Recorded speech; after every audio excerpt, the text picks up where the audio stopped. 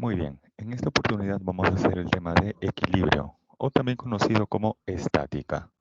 Y para esto vamos a tener que analizar las condiciones de equilibrio. Una de esas condiciones de equilibrio ya la conocemos de la semana pasada. ¿Qué tal, joven Daniel? Muy buenos días, ¿cómo estás?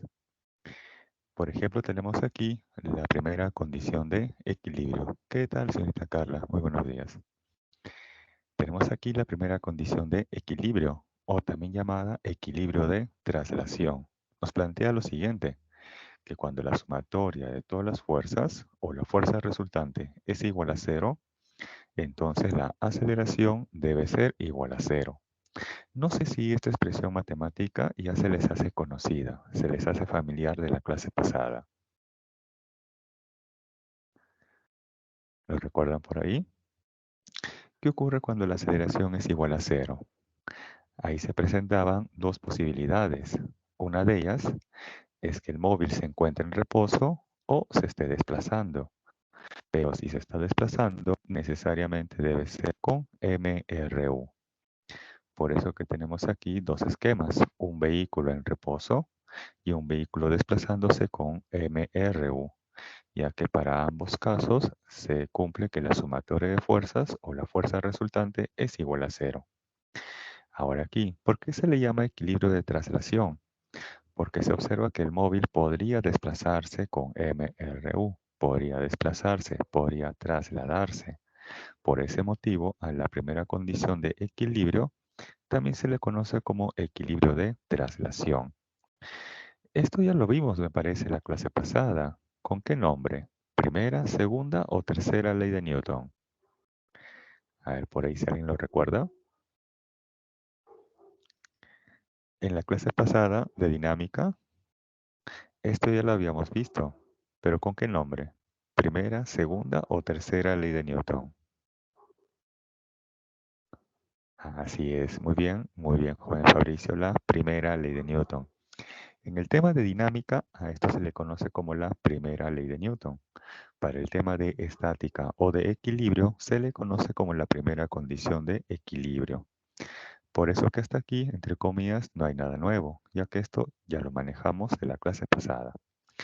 Ahora, para que la sumatoria de fuerzas o la fuerza resultante sea igual a cero, eso implica que la sumatoria de fuerzas, tanto en la horizontal como en la vertical, debe ser igual a cero. Esto de acá sería su notación de tipo vectorial, ¿correcto? Pero con ustedes voy a trabajar de forma escalar, ya que es más fácil o más sencilla. De forma escalar se plantea en lo horizontal que sumatoria de fuerzas que van a la derecha es igual a sumatoria de fuerzas que van hacia la izquierda. Y en el eje vertical se plantea que sumatoria de fuerzas que van hacia arriba es igual a sumatoria de fuerzas que van hacia abajo. Ahí tenemos entonces subrayado de color lila de forma vectorial y de color celeste su equivalente escalar, que es con el cual vamos a trabajar. Bien, hasta aquí podrían tomar la captura, teniendo en cuenta que en la clase pasada a esto se le conoció como la primera ley de Newton. Y en esta oportunidad se le conoce como la primera condición de equilibrio, o también como equilibrio de traslación. Luego tenemos que analizar la segunda condición de equilibrio, pero para ello tenemos que previamente determinar una cantidad física muy importante, que se le conoce como el torque o momento de fuerza. Yo les puedo asegurar su vacante, les podría apostar, mejor dicho, su vacante, que ustedes todos los días por lo menos realizan un torque o un momento de fuerza. Veamos por qué.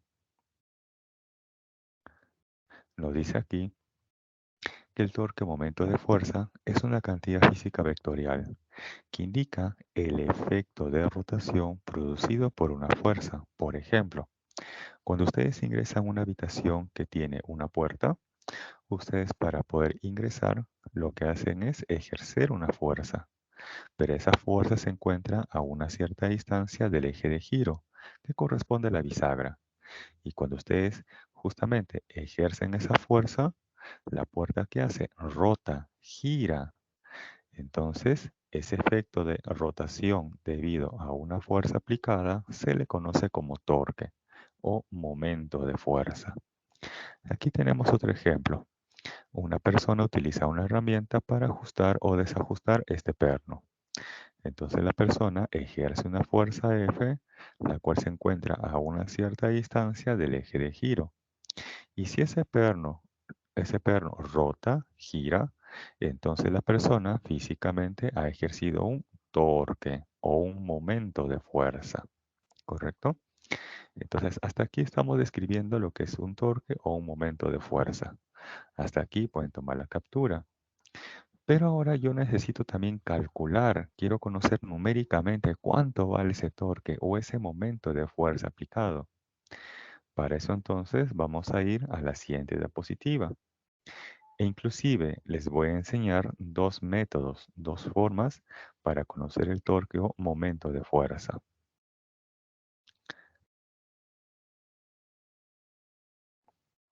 Bien, pasamos entonces a la siguiente diapositiva y ahí les voy a enseñar cómo determinar el torque o momento de fuerza.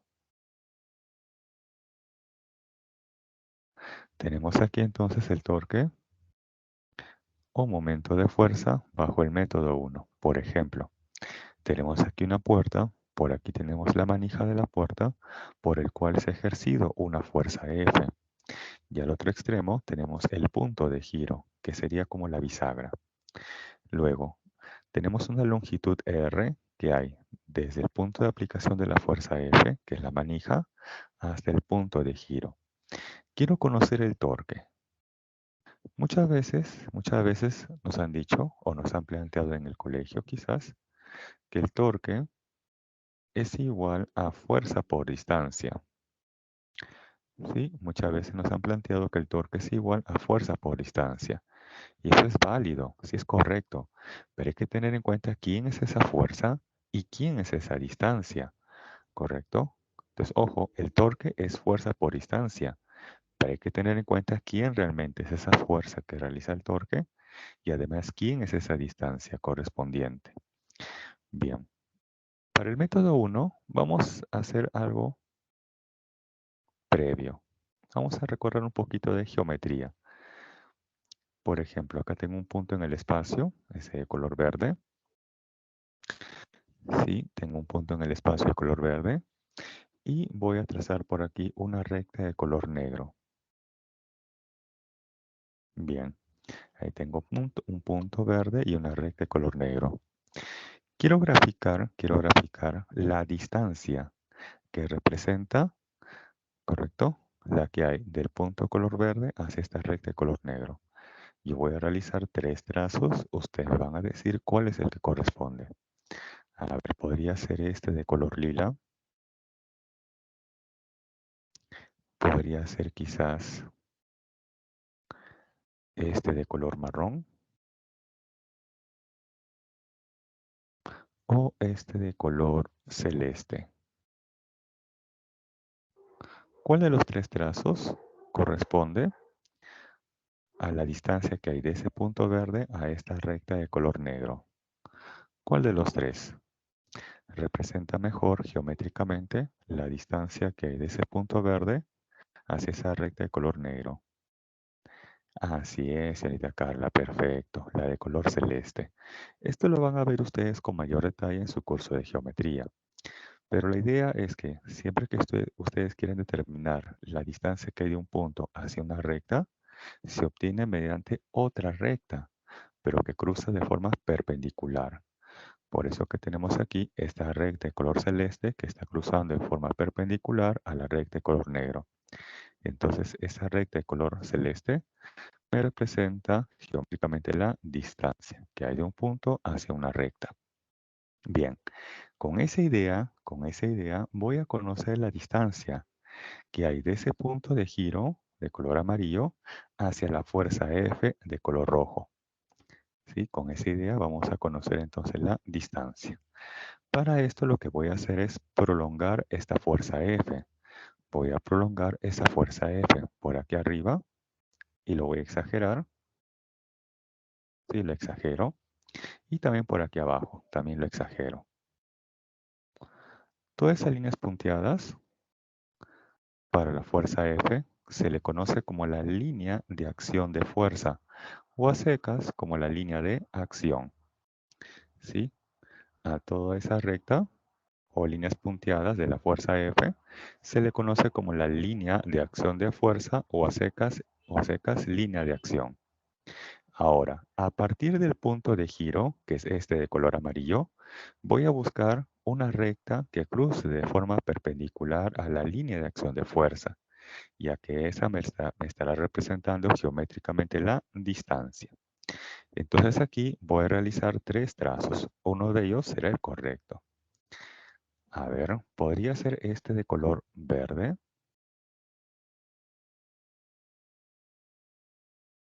¿Podría ser quizás este de color marrón?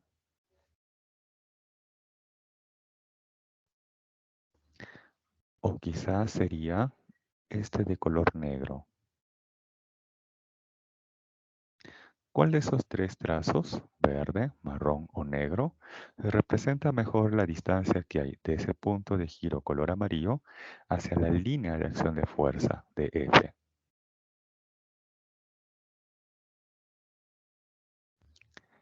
Con la misma idea, ¿no?, que vimos aquí anteriormente, claro, así es, muy bien, la de color negro, ya que se observa que esa recta cruza de forma perpendicular a la línea de acción de fuerza, ¿sí? Ya que en este caso ese punto de color amarillo es análogo aquí al de color verde. Esta línea de acción de fuerza de F sería el análogo a esta recta de color negro. Y esa distancia aquí, me representaría de forma análoga a esta de color celeste. Muy bien, entonces ya sabemos que esa me representa geométricamente la distancia que hay del punto de giro hacia esa fuerza F. Pero ahora vamos a tener que conocer cuál es su expresión. Tengo que él es el ángulo θ, que es el ángulo formado por la fuerza F con respecto a la puerta. Por opuestos por el vértice, si él es θ, él también es θ. Luego, en este triángulo, no, rectángulo, R hace el papel de la hipotenusa y esa distancia hace el papel del cateto opuesto al ángulo θ. De ahí que entonces esa distancia para este ejemplo, tiene la siguiente expresión, R seno de θ. Entonces, para este ejemplo, la distancia que hay de la fuerza F hacia el punto de giro es R seno de θ. Como ya conozco la fuerza y conozco su distancia hacia el punto de giro, entonces ya podemos plantear que el torque es fuerza por distancia. Ahí tenemos la fuerza F por su distancia R seno de θ. Ahora, la unidad de medición del torque en el sistema internacional es el newton metro, ya que la fuerza se expresa en newton y la distancia se expresa en metro. Bien, hasta aquí pueden tomar la captura y tenemos hasta aquí el método 1 para conocer el torque, o sea, se ha conocido la distancia sin la necesidad de descomponer la fuerza. Aquí se ha conocido la distancia sin la necesidad de descomponer la fuerza. Para esto hemos utilizado el concepto o la idea que hay del punto, ¿no?, la distancia que hay de un punto hacia una recta. La distancia que hay de un punto hacia una recta es otra recta, pero que cruza de forma perpendicular.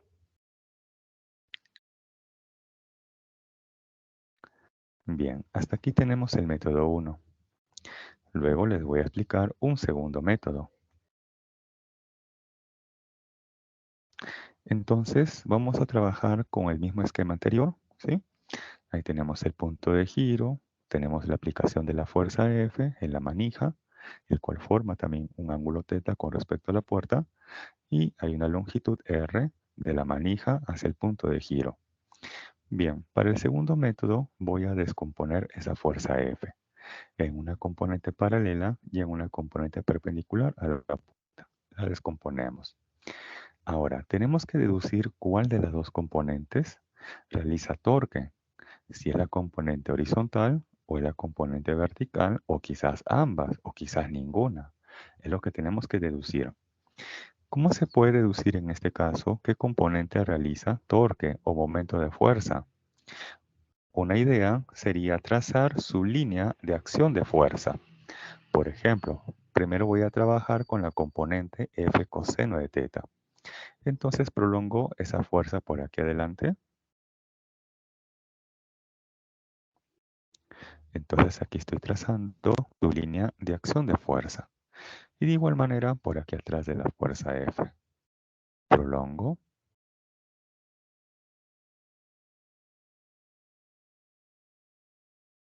Ahí lo tenemos.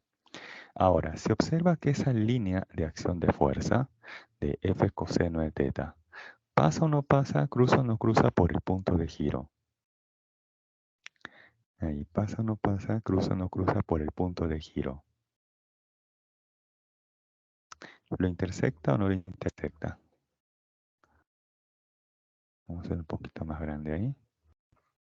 Ahí está.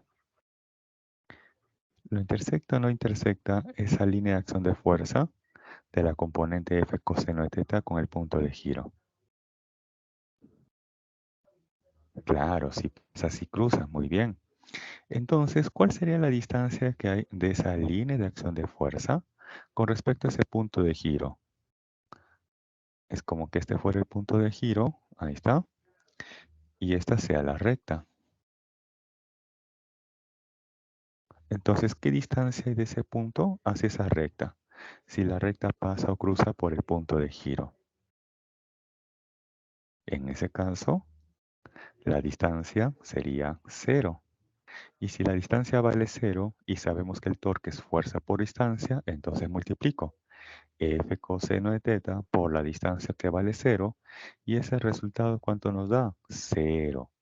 Eso quiere decir, moraleja, ¿sí? Moraleja, que toda aquella fuerza o toda aquella línea de acción de fuerza que pasa o cruza por el punto de giro no realiza torque. Moraleja, toda aquella fuerza o toda aquella línea de acción de fuerza que pasa o cruza por el punto de giro no realiza torque. Entonces, esta componente F coseno de teta no realiza un torque respecto de este punto de giro. Ahora vamos a analizar la otra componente, la componente F seno de teta. Para él también voy a prolongar esa fuerza por aquí arriba. Ahí está, lo exagero. Y también por aquí abajo. Todo eso corresponde a la línea de acción de fuerza de F seno de teta. Ahora, a partir del punto de giro, voy a buscar una recta que cruce de forma perpendicular. Por ejemplo, trazo esta recta de color marrón.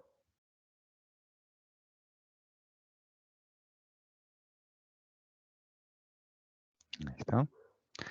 Trazo esta otra de color plomo. Ahí está. Y trazo esta de color negro.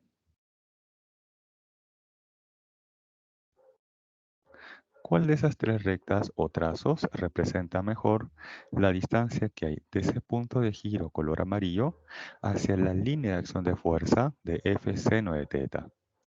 La recta de color plomo, negro o marrón.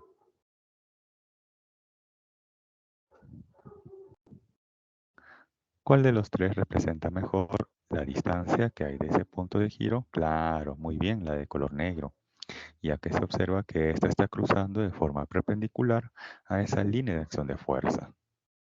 Entonces, estas de aquí se descartan. Listo. Ahora, observo aquí. Esa recta de color negro, ¿coincide o no coincide en longitud con esta de color celeste? Ahí. Esta recta de color negro, ¿coincide o no coincide en tamaño y en longitud con la de color celeste? Claro, sí coincide. Muy bien. Entonces, para este caso, para este ejemplo, la distancia que hay de esa componente F seno de teta hacia el punto de giro correspondería a quién? A R. ¿Correcto? Bien, entonces ya sé qué componente está realizando un torque.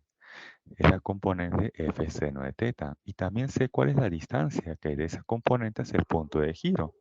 Entonces ya podemos plantear que el torque es fuerza por distancia.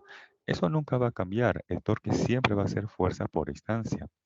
Pero hay que tener en cuenta quién es esa fuerza y cuál es su respectiva distancia. En este caso tenemos ahí esa fuerza F seno de teta por su respectiva distancia, que en este caso es R. Muy bien, ahí lo tenemos. Hasta aquí pueden tomar la captura. ¿Sí? Hasta aquí pueden tomar la captura, teniendo en cuenta entonces como moraleja, así como moraleja, que toda aquella fuerza que pasa o cruza por el punto de giro no realiza torque. Toda aquella fuerza o toda aquella línea de acción de fuerza que pasa o cruza por el punto de giro no realiza torque. Ahora, comparen el resultado del torque del método 1 con el método 2. Les doy unos segundos para que comparen el resultado del torque del método 1 con el método 2. Observen esos resultados. ¿Son iguales o son diferentes? A ver, observen ahí sus capturas de pantalla del método 1 con el método 2. Comparen ahí esos resultados del torque. ¿Son iguales o son diferentes?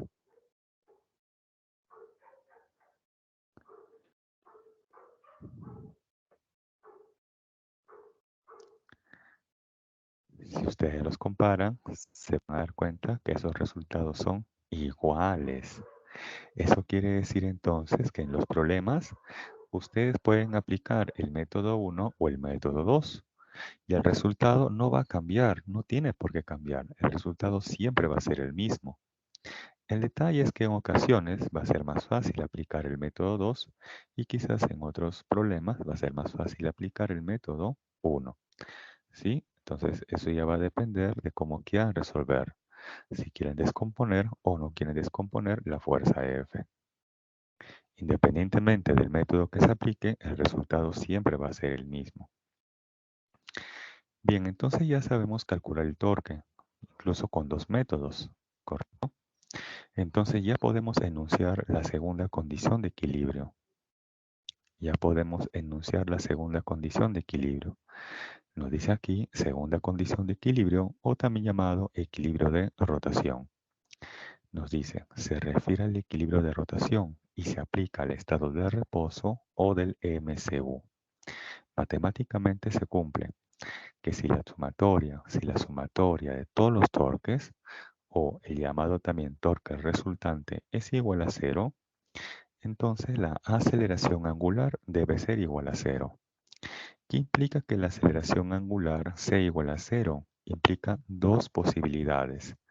Una de ellas es que el cuerpo, el sistema, se encuentra en reposo, o sea, no está girando, no está rotando. Y la otra opción es que ese cuerpo o sistema se encuentre rotando, esté girando. Pero en ese caso lo debe de hacer con MCU. Ojo, con MCU. Esto sería de forma vectorial. El sumatorio de todos los torques o el torque resultante igual a cero sería de forma vectorial. Con ustedes voy a trabajar con su equivalente escalar.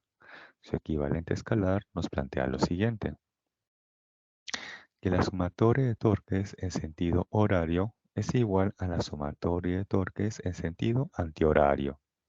Pero ojo, esto del sentido horario y antihorario va a depender, ojo, va a depender del punto de giro que se esté considerando. ¿Sí? Ojo, esto del giro horario o antihorario va a depender del punto que se esté considerando. Me explico con el siguiente ejemplo. Voy a tener por aquí una barra.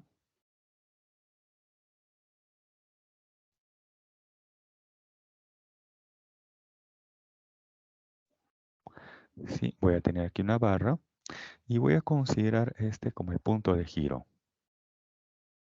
Le llamo el punto O. Y voy a ejercer aquí tres fuerzas. Por ejemplo, tengo por aquí la fuerza F1.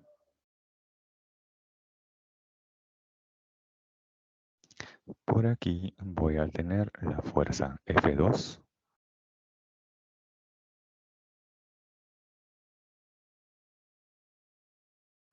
Y por esta parte la fuerza F3. Ahí tenemos tres fuerzas actuando en esa barra. Muy bien. Y tengo como punto de giro al punto O. De estas tres fuerzas, ¿cuál de ellas creen ustedes que realizaría un giro horario a la barra? La fuerza F1, la fuerza F2, la fuerza F3, solamente F1, solamente F2, solamente F3, quizás F1 y F2, quizás F1 y F3, quizás F2 y F3. ¿Cuál de ellas realizaría un giro en sentido horario con respecto al punto O?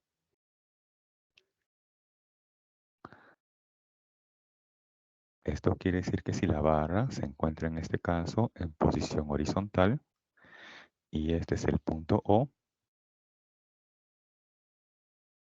entonces luego la barra va a girar en sentido horario y quedaría, por ejemplo, en esta posición.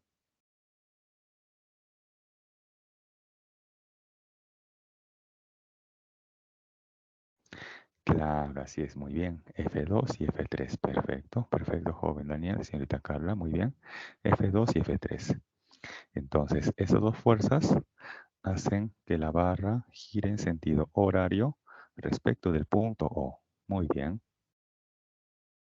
En tanto que la fuerza F1 haría que la barra gire en sentido antihorario respecto al punto O. Perfecto. Ahora, noten qué sucede si yo cambio la ubicación del punto de giro.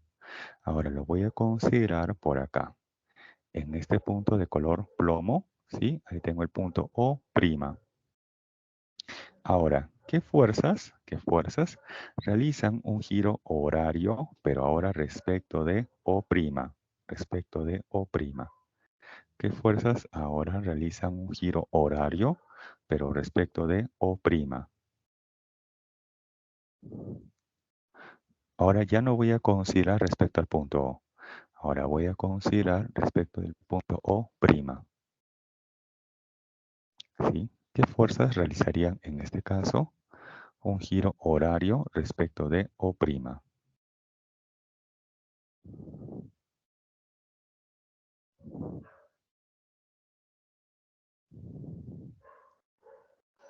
A ver, F1 y F2.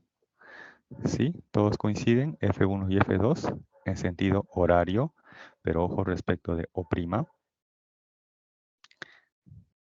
Respecto de O'.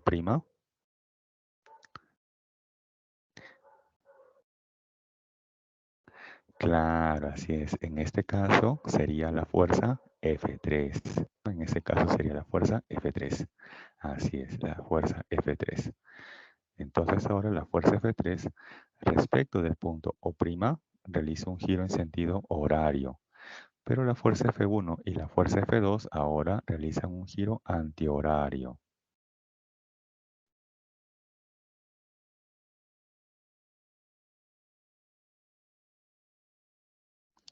Muy bien. Por eso les comentaba aquí que esto del giro horario o antihorario va a depender del punto que se esté considerando. Por ejemplo, cuando se había analizado respecto del punto O, las fuerzas que realizan un giro horario eran F2 y F3. Pero cuando se consideró como punto de giro al punto O', ahora quien realiza ese giro horario es solamente la fuerza F3. ¿Sí? Por eso tengan mucho cuidado también con el punto de giro que estén considerando. No vayan a pensar ustedes que si yo cambio el punto de giro, las fuerzas necesariamente siempre van a mantener el mismo sentido. Por ejemplo, eso no ha ocurrido con la fuerza F2. La fuerza F2 con respecto al punto O realiza un giro horario, pero si analizo con respecto al punto O', ahora esa fuerza F2 realizaría un giro antihorario. ¿Sí? Bien. Hasta aquí pueden tomar la captura. Hasta ahí pueden tomar la captura. Entonces, en resumen, ya tenemos hasta aquí la primera condición de equilibrio, o también llamada equilibrio de traslación, y la segunda condición de equilibrio, o también llamada equilibrio de rotación. ¿Por qué se le llama equilibrio de rotación?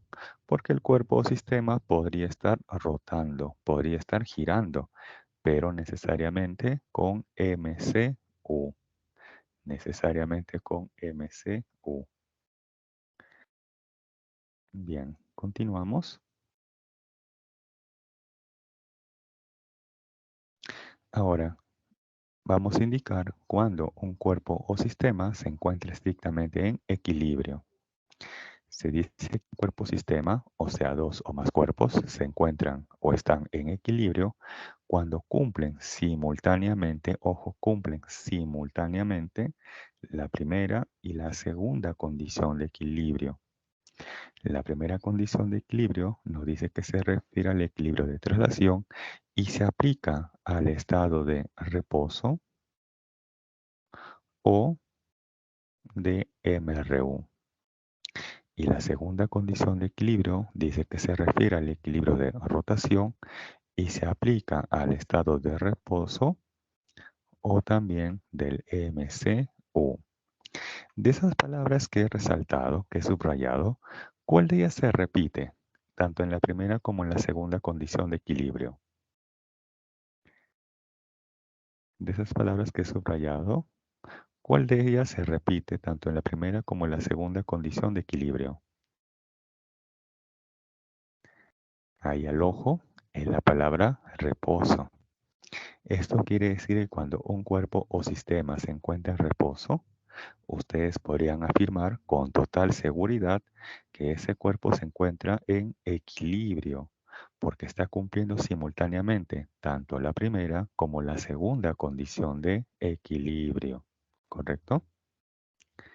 Entonces, ojo, nuevamente, se dice que un cuerpo o sistema se encuentra en equilibrio cuando cumple simultáneamente la primera y la segunda condición de equilibrio. Si ese cuerpo o sistema solamente cumple la primera o solamente cumple la segunda condición de equilibrio, pues lamentablemente no se va a encontrar en equilibrio. ¿Sí? Necesariamente debe de cumplir simultáneamente ambas condiciones. Ahora aquí les voy a mostrar un ejemplo a modo de proposición, ya que esto se suele preguntar en el examen, inclusive de forma secuencial. Les dicen a ustedes de esta manera: un ventilador se encuentra apagado o las aspas del ventilador se encuentran en reposo. Entonces, las aspas del ventilador cumplen la segunda condición de equilibrio, verdadero o falso. Un ventilador se encuentra apagado o las aspas del ventilador se encuentran en reposo. Entonces, las aspas del ventilador cumplen la segunda condición de equilibrio, verdadero o falso.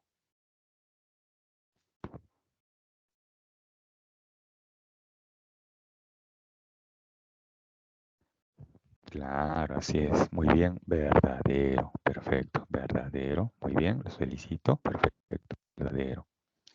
Entonces, al inicio el ventilador está apagado.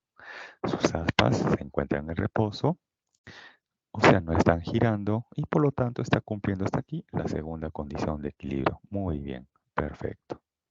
Segunda proposición. Ahora, les indican que el ventilador ahora es encendido, se ha prendido y se ha pasado del nivel 1 o de la velocidad 1 a la velocidad 2. Entonces, las aspas del ventilador cumplen la segunda condición de equilibrio. Al inicio estaba apagado, ¿correcto? Ahora la segunda proposición les indican que el ventilador se enciende y se pasa del nivel 1 o de la velocidad 1 al nivel 2 o una velocidad 2. Entonces, las aspas del ventilador cumplen la segunda condición de equilibrio, verdadero o falso.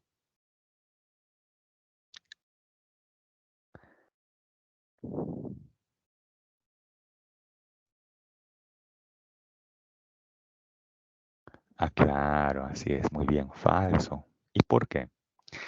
Un ventilador muchas veces tiene varios niveles, ¿no? Varios niveles, ¿no? De velocidades. Entonces, si yo paso de la velocidad 1 a la velocidad 2, entonces en ese caso va a rotar con una mayor rapidez, ¿no? Entonces quiere decir que en ese intervalo existe una aceleración angular o que las aspas del ventilador van a girar con mcuv.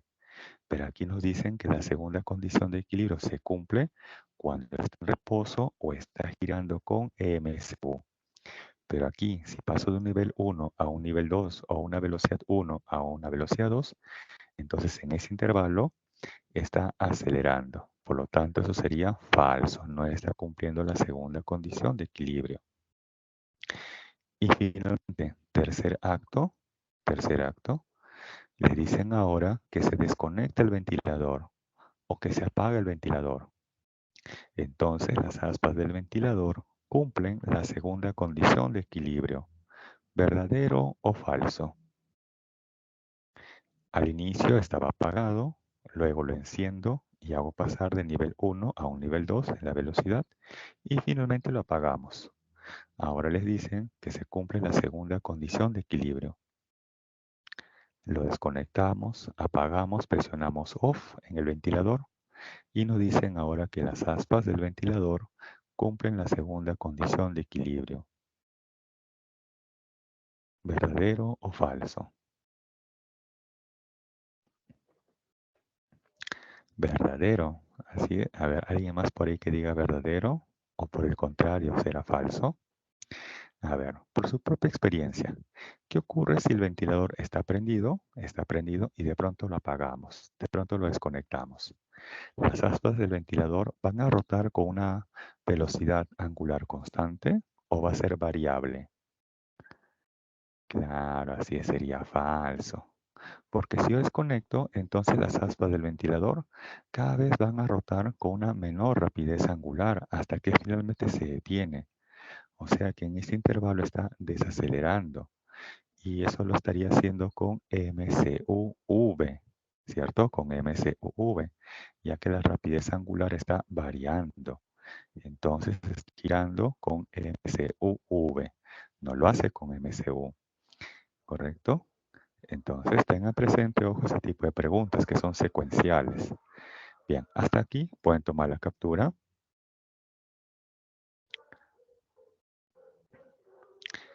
Entonces, tener presente que un cuerpo o sistema se encuentra en equilibrio cuando cumple, ojo, simultáneamente la primera y la segunda condición de equilibrio. Si solamente cumple la primera o solamente cumple la segunda condición de equilibrio, entonces ese cuerpo o sistema no se encuentra en equilibrio. Bien, pasamos entonces, si no hay consultas hasta aquí, a la siguiente diapositiva. Y tenemos el problema número 1. Con esto hemos finalizado el resumen de la teoría y ya podemos pasar a los problemas. Nos dice, en relación al concepto de equilibrio de un cuerpo sólido, indique la verdad o falsedad de las siguientes proposiciones. Nos dice, si la resultante de las fuerzas que actúan sobre un cuerpo es nula, coma, o sea, entonces el cuerpo puede, ojo, dice, puede moverse con velocidad constante. ¿Verdadero o falso? A ver, les ayudo. Sí, les ayudo por acá. Nos dice si la resultante de las fuerzas que actúan sobre un cuerpo es nula, o sea, que la fuerza resultante es igual a cero. Muy bien. ¿Qué ocurre cuando la fuerza resultante es igual a cero? Ahí la aceleración es igual a cero.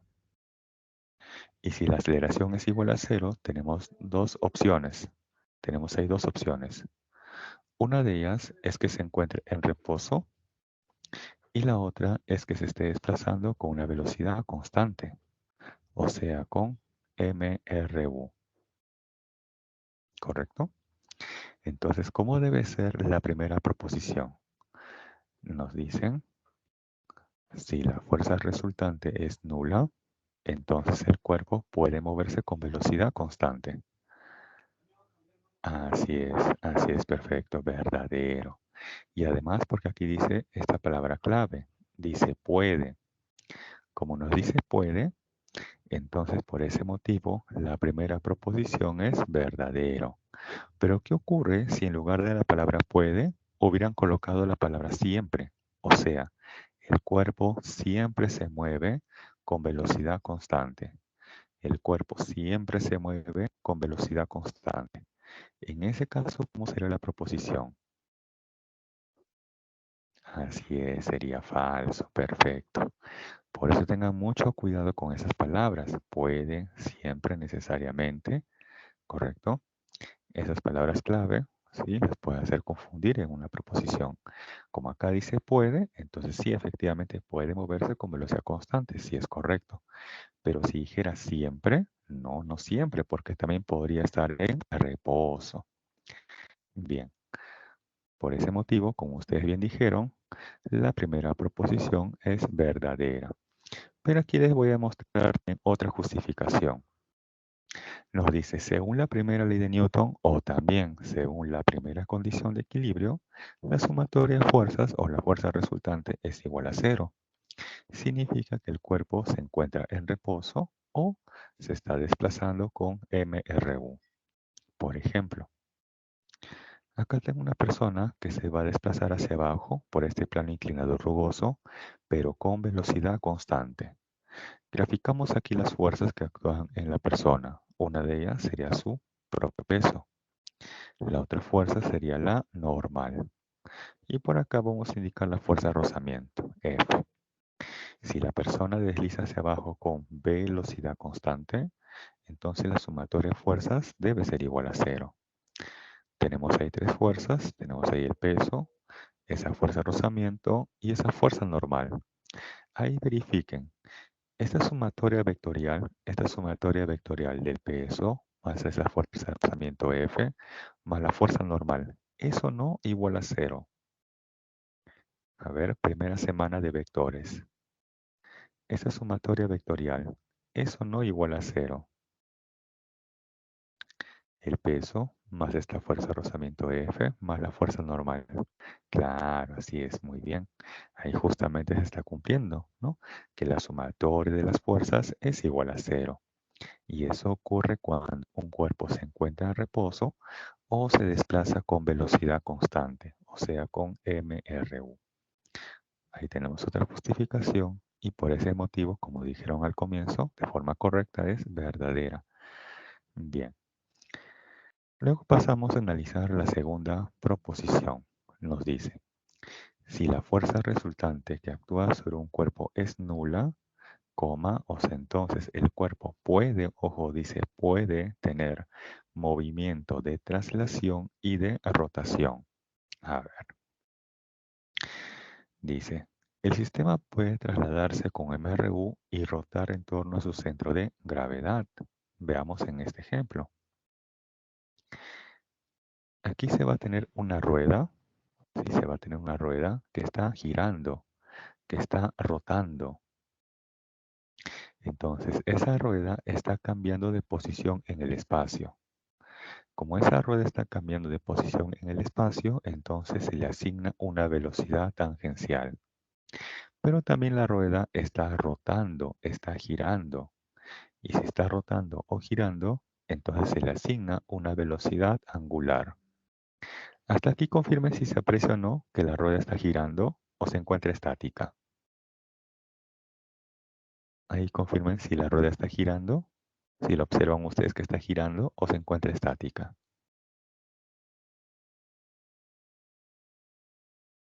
Si está girando, ya, perfecto, perfecto. Esto les comento porque a veces en el PPT, a veces la imagen queda congelada, a veces. Ya, perfecto. Entonces se observa que la rueda está cambiando de posición en el espacio. Entonces, debido a ese cambio de posición en el espacio, se le asigna una velocidad, ¿correcto? Pero también se observa que está rotando, está girando. Entonces también se le asigna una velocidad angular. Ahora, vamos a indicar aquí lo siguiente. Ustedes recuerdan esta expresión, que la rapidez tangencial es igual a la rapidez angular por el radio. El radio en este caso, para esa rueda, es constante.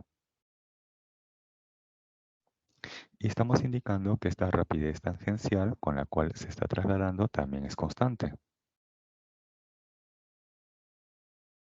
Entonces quiere decir que la rapidez angular, ¿cómo debe ser? ¿Constante o variable? Si la rapidez tangencial es constante y el radio es constante, entonces despejando, la rapidez angular debe ser constante. Claro, constante. Es por ese motivo que aquí este cuerpo se está trasladando con una velocidad tangencial y una velocidad angular que son constantes. Y por ese motivo la segunda proposición sería verdadero, porque nos dice que si la resultante es nula, el cuerpo puede, ojo, dice puede, tener movimiento de traslación y de rotación, sí, verdadero. Bien. Tercera proposición nos dice, un cuerpo está en equilibrio si la resultante de las fuerzas aplicadas al cuerpo es nula. Nos dice, un cuerpo está en equilibrio si la resultante de las fuerzas aplicadas al cuerpo es nula. A ver, vamos a deducir esto. Les había indicado a ustedes que un cuerpo o sistema se encuentra en equilibrio cuando cumple simultáneamente la primera y además la segunda condición de equilibrio. ¿Qué nos dice la primera condición de equilibrio? Que la sumatoria de todas las fuerzas o la fuerza resultante es igual a cero. ¿Qué nos dice la segunda condición de equilibrio? Que la sumatoria de todos los torques o el torque resultante es igual a cero. Cuando estas dos condiciones de equilibrio se cumplen simultáneamente, recién se dice que el cuerpo o sistema se encuentra en equilibrio. En la tercera proposición nos dicen, un cuerpo está en equilibrio si la resultante de las fuerzas aplicadas al cuerpo es nula. O sea que nos están afirmando que está cumpliendo la primera condición de equilibrio. En esa tercera proposición, ¿nos dan alguna idea de forma directa o indirecta que también se está cumpliendo la segunda condición de equilibrio? En la tercera proposición, ¿nos dan alguna idea directa o indirecta que también se está cumpliendo la segunda condición de equilibrio?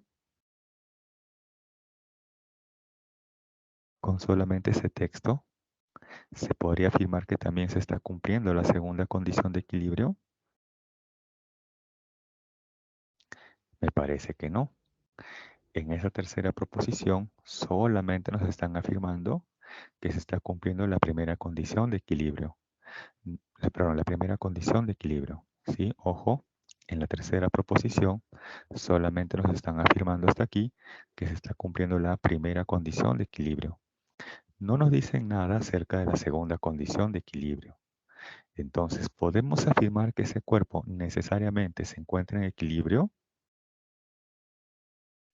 ¿Podríamos afirmar que ese cuerpo se encuentra necesariamente en equilibrio? No, así es, muy bien. Es por ese motivo que la tercera proposición es falsa, porque con esta información que nos brindan, no podemos afirmar que también se está cumpliendo la segunda condición de equilibrio y por lo tanto el cuerpo se encuentra en equilibrio. Es por ese motivo que la tercera proposición es falsa.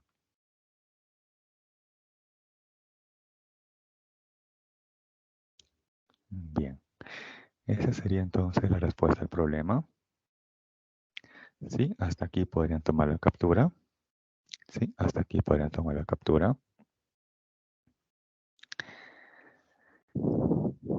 Así es, joven Daniel. Ese problema de la latencia también a veces yo lo sufro, te entiendo.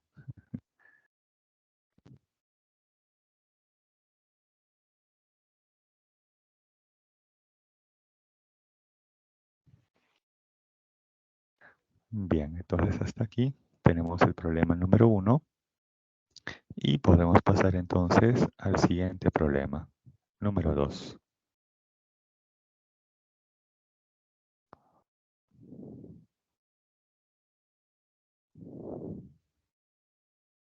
Nos dice lo siguiente. Una caja de masa 100 kilogramos es mantenida en reposo sobre una rampa lisa e inclinada a 37 grados mediante una fuerza horizontal F como muestra la figura. Determine la magnitud de la fuerza ejercida por la rampa sobre la caja. Entonces aquí tenemos una caja que se encuentra en reposo. Ahí está, se encuentra en reposo. Y nos preguntan acerca de alguna fuerza. Entonces aquí tenemos que graficar las fuerzas que actúan sobre la caja. Una de esas fuerzas ya es la fuerza F, que es horizontal y es la que está ejerciendo la persona sobre la caja. Pero esa caja tiene masa, por lo tanto tiene un peso. Y el peso se grafica verticalmente hacia abajo y además siempre pasando por su centro de gravedad.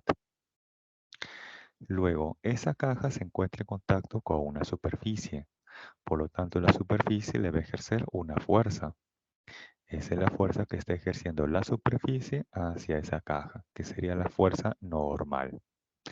Hasta aquí tenemos tres fuerzas que están actuando sobre la caja. Ojo que la superficie es lisa, por lo tanto aquí no se está considerando la fuerza de rozamiento. Bien, tenemos únicamente tres fuerzas que actúan sobre la caja. Ahora, cuál de las tres fuerzas tenemos que dar como respuesta? ¿Será la fuerza F? ¿Será el peso? ¿Será la fuerza normal? ¿Cuál de las tres fuerzas tenemos que dar como respuesta? Entonces vamos a analizar la pregunta. Dice, determine la magnitud de la fuerza ejercida por quién? Por la rampa. ¿Sobre quién? Sobre la caja. ¿Cuál sería esa fuerza que ejerce la rampa, esa superficie o plano inclinado hacia la caja? ¿Será la fuerza F? ¿Será el peso o será la fuerza normal? ¿Cuál de esas fuerzas es la que está ejerciendo la rampa sobre la caja? Así es, la fuerza normal. Es por eso que para este problema tenemos que dar como respuesta el valor o la magnitud de la fuerza normal, ¿correcto? Bien, entonces ya sabemos cuál es esa fuerza que tenemos que dar como respuesta. Ahora, ¿cómo lo vamos a resolver? Nos dicen que se encuentra en reposo, ¿no? Nos dicen ahí que se encuentra en reposo. Por lo tanto, podríamos aplicarle la primera condición de equilibrio, sumatoria de fuerzas igual a cero. Voy a aplicar aquí dos métodos. Uno de ellos es el que ya viene por defecto en la diapositiva, que consiste en descomponer a la fuerza F y al peso. ¿Y por qué a esas dos fuerzas? Porque se observa que la fuerza F no es ni paralela ni perpendicular al plano inclinado. De igual manera el peso. El peso es una fuerza que no es paralela ni tampoco perpendicular al plano inclinado. Por lo tanto, se sugiere descomponer a dichas fuerzas en una componente que sea paralela y en una componente que sea perpendicular al plano inclinado. De ahí que vamos a tener sus componentes del peso, mg seno 37 para la componente paralela y mg coseno de 37 para la componente perpendicular. También vamos a descomponer la fuerza F en una componente paralela y en una perpendicular al plano inclinado. Entonces vamos a tener como componente paralela a F coseno de 37 y como componente perpendicular a la componente F seno de 37. Ahora vamos a analizar en los ejes paralelos y perpendiculares al plano inclinado. Por ejemplo, en el eje paralelo al plano inclinado, la sumatoria de fuerzas debe ser igual a 0 o sumatoria de fuerzas que van a la derecha es igual a sumatoria de fuerzas que van hacia la izquierda. De ahí que F coseno 37 es igual a mg seno 37. Ahí reemplazamos los valores del coseno y del seno 37 y despejando tenemos esta expresión para la fuerza F. Le llamo expresión número 1. Ahora voy a analizar en el eje perpendicular al plano inclinado. Ahí vamos a plantear que sumatoria de fuerzas que van hacia arriba es igual a sumatoria de fuerzas que van hacia abajo, que es equivalente a que la sumatoria de fuerzas en la vertical es igual a 0. Entonces se observa que las fuerzas que van hacia arriba es la normal, es la única. ¿Y qué fuerzas van dirigidas hacia abajo y perpendicular al plano inclinado? Es la componente F seno 37 y además la componente mg coseno de 37. Reemplazamos ahí los valores del seno y del coseno 37 y le llamo expresión número 2. Luego lo que voy a hacer es reemplazar la expresión 1 en la expresión 2. ¿Por qué? Porque aquí tengo f y esa expresión f también la tengo aquí. Entonces lo reemplazamos y vamos a tener entonces que la normal es igual a ¿quién? A f por 3/5, pero f a su vez es igual a 3/4 de mg. Esto más ¿quién? Más 4/5 de mg. Y esto resolviendo nos va a dar como resultado que la normal es igual a 25 sobre 20 veces mg. Ahí reemplazamos finalmente los valores de la masa y además de la aceleración de la gravedad en magnitud. Y se obtiene entonces que el valor de la normal en magnitud es de 1250 newtons.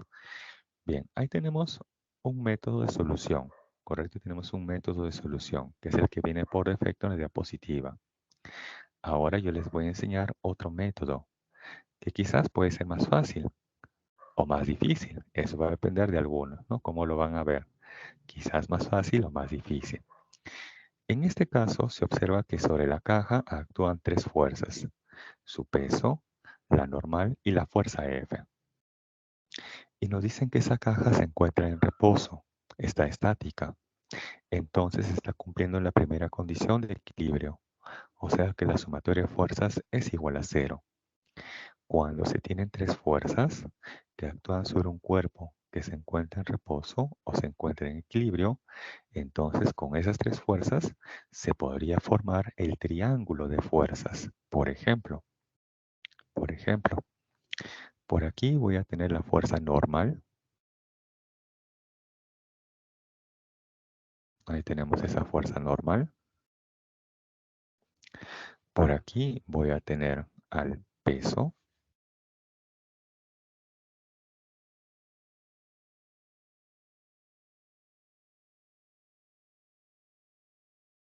Ahí tenemos el peso. Y finalmente por aquí tenemos esa fuerza F.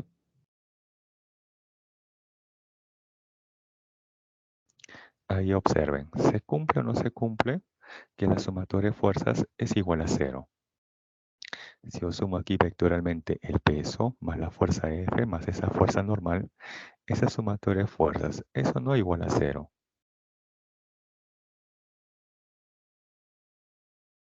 Ahí sumo vectorialmente el peso más la fuerza F más la normal. Claro, así es, muy bien. Está cumpliendo hasta aquí la primera condición de equilibrio, sumatoria de fuerzas igual a 0. Ahora, lo que me interesa también es conocer los ángulos que forma el peso con la normal, al igual como también la fuerza F con la normal. Aquí el peso con la fuerza F son mutuamente perpendiculares. ¿Por qué? Porque la fuerza F nos dicen que es una fuerza horizontal y el peso es una fuerza vertical. Quiere decir que estas dos se cruzan formando ahí 90 grados. Hasta ahí por lo menos ya sé el ángulo que forman esas dos fuerzas. Ahora, observo aquí que el peso con la normal forman entre sí el ángulo de 37 grados. El peso y la normal forman entre sí el ángulo de 37 grados. Eso lo indico por aquí. Y como él es 37 y él es 90 y la suma de los ángulos siempre es 180 en todo triángulo, entonces este ángulo debe ser 53. Muy bien.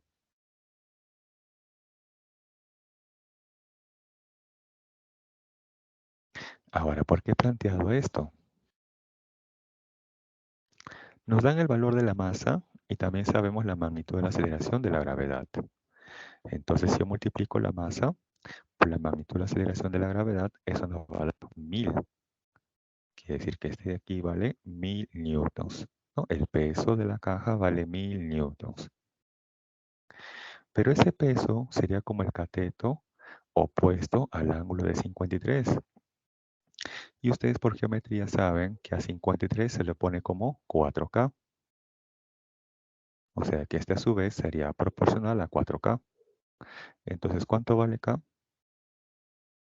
Sería 250 Newton. A 90 se le pone como 5K. Pero como K vale 250, entonces esa fuerza normal, ¿cuánto debe ser? 250 por 5. Y eso justamente le va a dar 1250 Newton. A 37 se le pone como 3K. Pero como K vale 250, entonces esa fuerza F ¿cuánto vale? 750 Newton. Listo. Acá les dejo otro método de solución, ¿sí? Que es bajo el método de el triángulo de fuerzas. Esto se puede aplicar cuando en un cuerpo actúan tres fuerzas y además ese cuerpo se encuentra en reposo o se encuentra en equilibrio. Ahí se podría plantear el concepto del triángulo de fuerzas. Bien, hasta aquí pueden tomar la captura con ese método adicional. Ustedes luego van a calificar qué método se les hace más fácil según el contexto del problema. Si quizás descomponiendo, como fue originalmente, o aplicando el triángulo de fuerzas.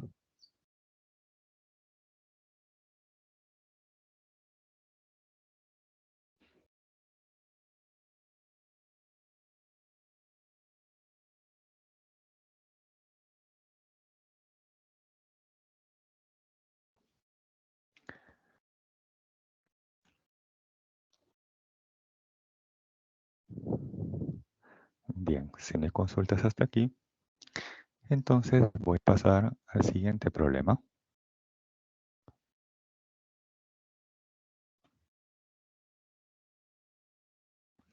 Bien, problema número 3. Nos dice, una esfera homogénea de peso 7 newtons está en reposo. Ojo, dice que está en reposo. Entre dos planos lisos con ángulos de inclinación de 37 y 53 grados como muestra la figura. Pregunta, determine la magnitud de la fuerza que ejerce el plano de 37 grados sobre la esfera. Entonces aquí tenemos que graficar las fuerzas que actúan sobre la esfera. Una de ellas sería su propio peso. Su peso se grafica verticalmente hacia abajo y además pasando por su centro de gravedad. Ahí tenemos el peso de la esfera. Verticalmente hacia abajo y además pasando por su centro de gravedad, que en este caso coincide con su centro geométrico, ya que la esfera es homogénea. Cuando un cuerpo es homogéneo, va a coincidir muchas veces su centro de gravedad, ¿sí?, con su centro geométrico. Bien, hasta aquí confirme si se aprecia o no el peso W, una flechita de color morado hacia abajo. Ahí confirme si se aprecia, por favor.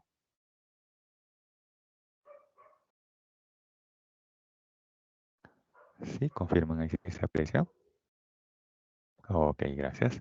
No, esto les comento porque a veces le da positivo, a veces se bujea un poquito, ¿no? Bien.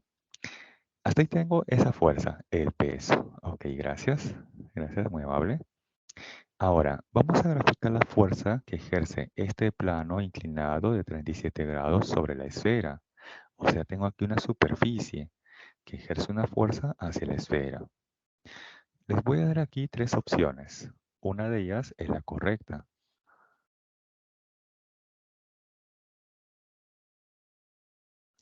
¿Podrá ser esa fuerza que he trazado de color celeste? Quizás esta otra de color lila o esta de color marrón.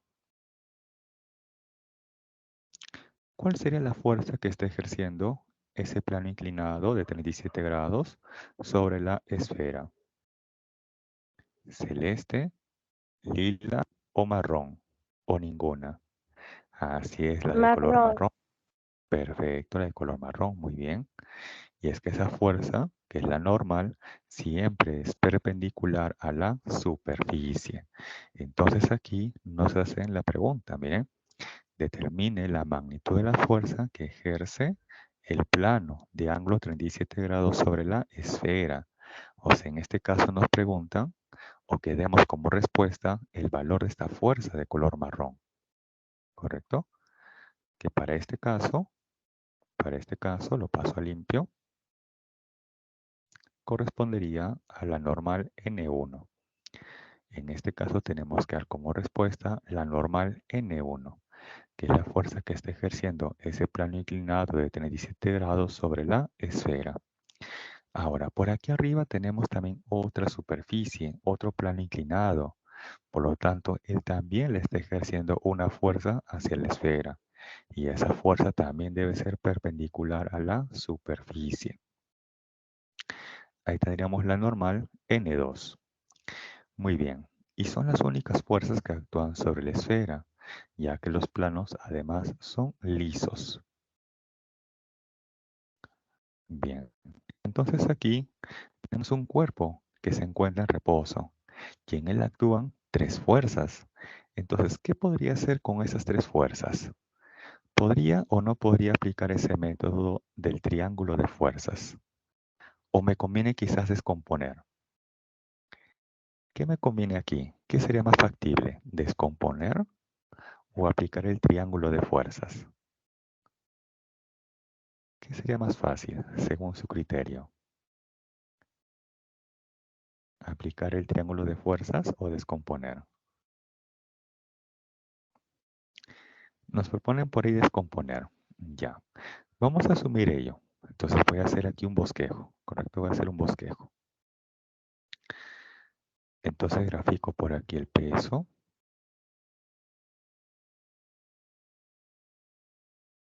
¿Correcto? Ahora, luego tendríamos que descomponer a la fuerza N1 y también a la normal N2. Descomponemos a N1. Entonces sería ahí una componente vertical y una componente horizontal.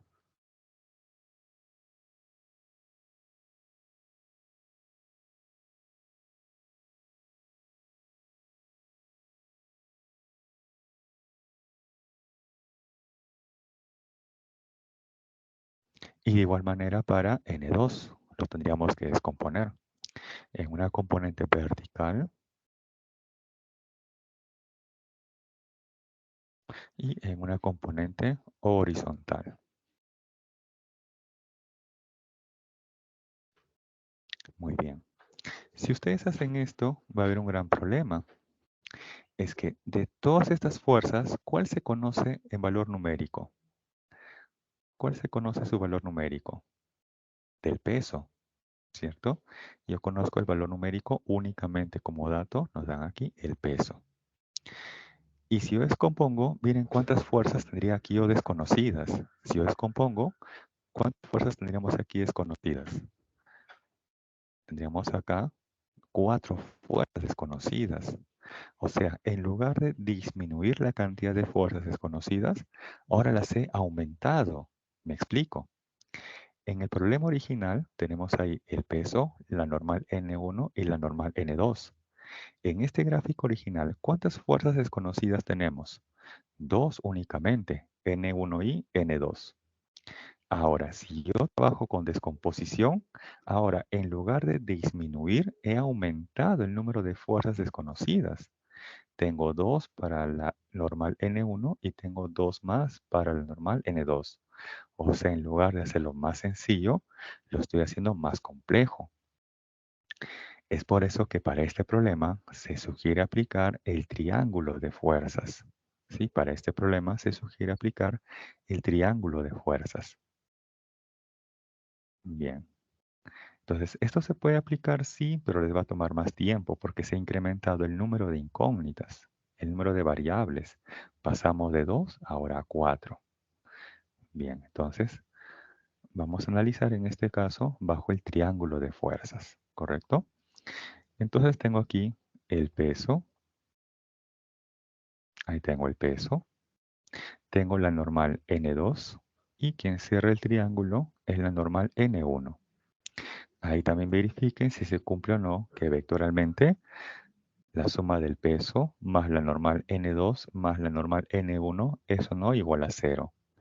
Ahí verifiquen si la sumatoria de esas tres fuerzas nos da igual a 0. Claro, si se cumple. Muy bien. Ahora lo que tenemos que deducir son los ángulos que forman, por ejemplo, el peso con la normal N1 y también el peso con la normal N2. Eso se va a obtener de la geometría del problema. Veamos aquí. Habíamos indicado que la normal, ya sea N1 o N2, forman siempre 90 grados con la superficie. Entonces me voy a apoyar de ese criterio que ya se conoce. Ahí tenemos 90 grados. Luego, el plano inclinado, el de abajo, forma, dice, 37 grados con la horizontal. Ahí está, 37 grados, lo resalto. En ese triángulo, vamos a indicar aquí, de color amarillo, allí, ¿sí? Él es 37, por aquí es 90. Eso quiere decir entonces que este ángulo, un ratito, quiere decir entonces que este ángulo de color verde, ese ángulo de color verde, ¿cuánto debe ser? En ese triángulo que había resaltado de color amarillo. Si él es 37 y él es 90, entonces este ángulo de color verde, ¿cuánto debe ser? 53, claro, muy bien. Debe ser 53. Ahora me concentro, así es, perfecto, 53, muy bien. Ahora me concentro en ese triángulo que voy a resaltar de color marrón. O mejor, a ver otro color que se aprecie. A ver, vamos a ver aquí otro color. No, este no. A ver, en este triángulo que voy a resaltar de color celeste. Ahí en ese triángulo que estoy resaltando de color celeste. Ahí. Este ángulo es 53, por aquí forma 90. Eso quiere decir entonces que el peso y la normal N1 están formando entre sí el ángulo de 37 grados. ¿Sí? El peso con la normal N1 están formando entre sí 37 grados. Eso es justamente lo que tenemos que indicar luego en el gráfico, en ese triángulo de fuerzas. Ahí tenemos el peso y la normal N1 forman entre sí 37 grados. Ahora tengo que conocer el ángulo que forma el peso con la normal N2. Borramos esto y ahora me concentro con la normal N2. Esa normal N2 también forma 90 grados con respecto a la superficie, siempre. Ahora voy a prolongar esa fuerza normal N2 por aquí, lo prolongo. Ahí está, lo prolongo. Y se ha formado un triángulo rectángulo, este que voy a sombrear de color amarillo. Ahí ese más grande, ¿correcto? Donde este ángulo que forma ese plano inclinado, este de mayor inclinación, es 53 grados con respecto de la horizontal. Bien, en ese triángulo que he resaltado de color amarillo, por acá tenemos 90, por acá 53, quiere decir entonces que este ángulo de color verde, ahora ¿cuánto debe ser? Ese ángulo de color verde en ese triángulo amarillo, ¿cuánto debe ser ahora? Así es, muy bien, 37 grados, correcto, 37 grados, perfecto. Ahora, si él es 37, ahora me voy a concentrar en este triángulo que voy a resaltar de color lila. Ahora me concentro en este triángulo que voy a resaltar de color lila.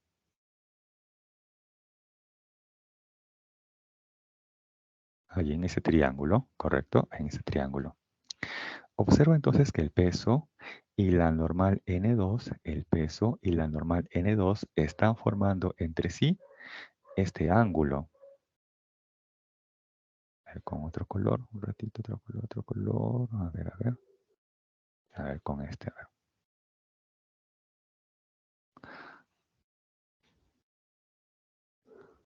Ahí está. El peso y la normal N2 ahora están formando este ángulo de color amarillo, donde si aquí es 90 y él es 37, entonces ese ángulo que forma el peso y la normal N2 sería ¿cuánto? 53. Y por opuestos por el vértice, acá también tenemos ese ángulo de 53. Es por eso que aquí se ha deducido que el peso y la normal N2 forman entre sí el ángulo de 53 grados.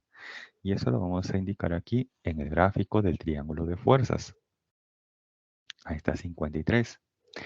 Pero también se debe conocer el ángulo que forma la normal N1 y la normal N2.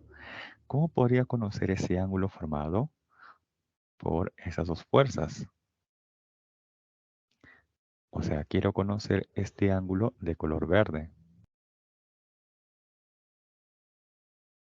Entonces, para esto vamos a recordar una propiedad de geometría.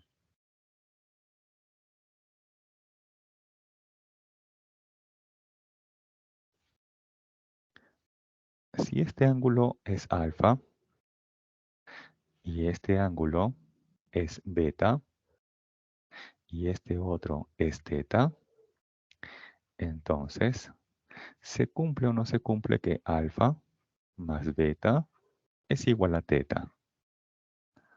A ver, por geometría, si él es alfa y él es beta y él es teta, ¿se cumple o no que alfa más beta es igual a teta? Claro, sí se cumple, muy bien. Y esa propiedad es la que voy a aplicar justamente aquí, miren. 37 más ese ángulo desconocido nos debe dar 53. 37 más ese ángulo desconocido nos debe dar 53. Por lo tanto, ¿cuánto debe ser ese ángulo desconocido? Así es, muy bien, joven Daniel. 16 grados, perfecto. Así es, señorita Jocelyn, muy bien, 16 grados. Perfecto. Entonces vamos construyendo aquí paso a paso, ¿no? Despacito, despacito, ¿no? Como dice la canción, los ángulos. Ahí está, 16 grados. Ahora, finalmente, ustedes saben que en todo triángulo, la suma de los ángulos interiores siempre es 180. Entonces por acá tengo 37, por acá tengo 16. ¿La suma cuánto es hasta aquí? 53.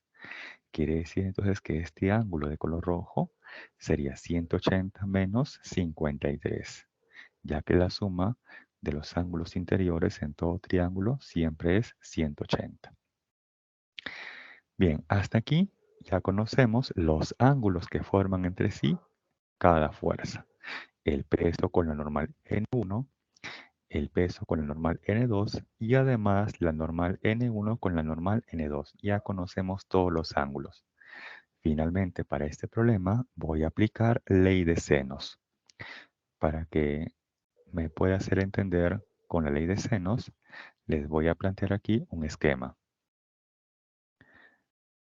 Tengo aquí tres fuerzas.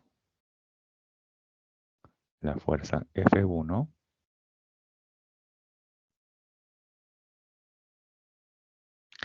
por aquí la fuerza F2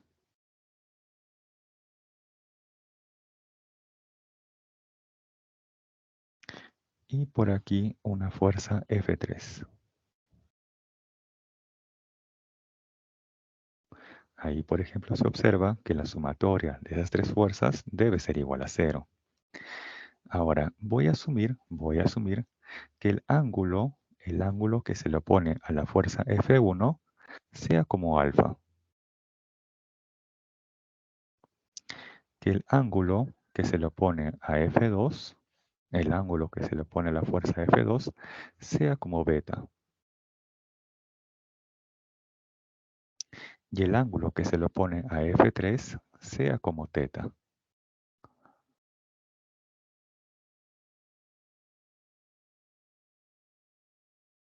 Entonces, ¿qué se va a cumplir aquí? Ley de senos. Por cuestión de espacio lo voy a escribir aquí abajo, ¿correcto? Por cuestión de espacio lo voy a escribir aquí abajo. Ley de senos nos dice lo siguiente, que la magnitud de la fuerza F1 entre el seno del ángulo que se le opone, o sea, en este caso alfa, es igual a la magnitud de la fuerza F2 entre el seno del ángulo que se le opone. En este caso, ¿quién sería? Beta.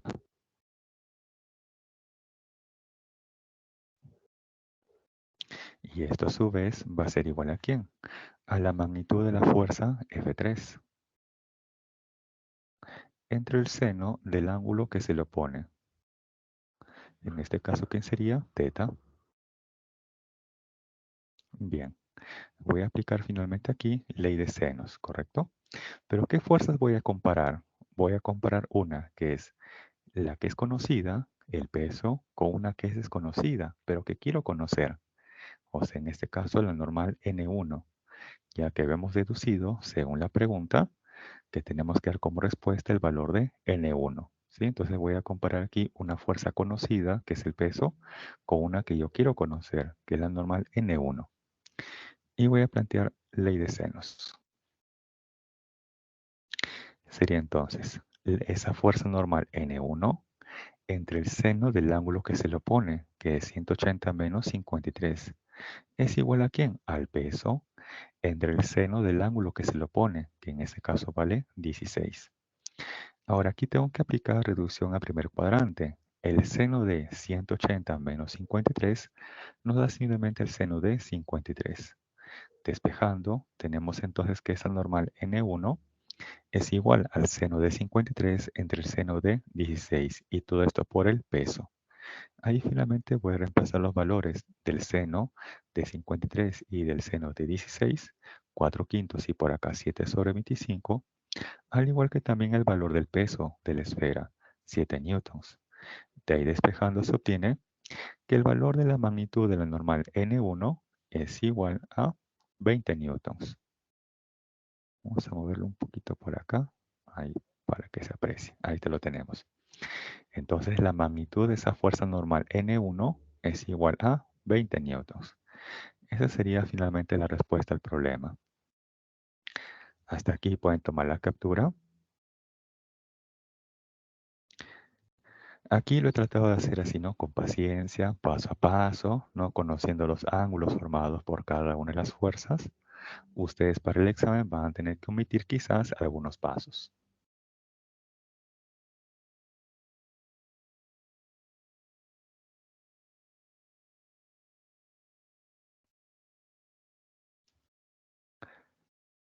Bien, hasta aquí pueden tomar la captura.